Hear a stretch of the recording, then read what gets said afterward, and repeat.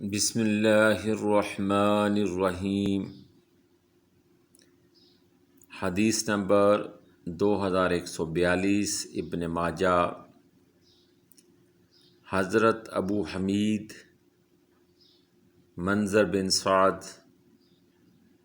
ساعدی رضی اللہ عنہ سے روایت کرتے ہیں کہ رسول اللہ صلی اللہ علیہ وآلہ وسلم نے فرمایا،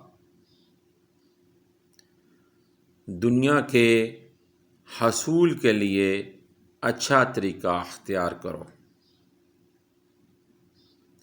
ہر انسان کے لیے وہ کام آسان ہو جاتا ہے جس کے لیے وہ پیدا کیا گیا ہے۔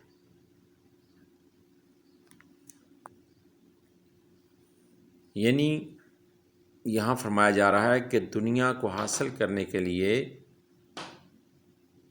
احسن طریقہ وہ اختیار کرو جو دین کے اور شرع کے مطابق ہو۔ یہ نہیں ہے کہ دنیا کو حاصل کرنے کے لیے کسی کا حق مارو یا کسی کے ساتھ زیادتی کرو۔ وقت مقررہ پر ہر کام آسان ہو جاتا ہے جو انسان کے لیے پیدا کیا گیا ہے۔ یعنی کہ وہ تو کام انسان نے کرنا ہی ہے۔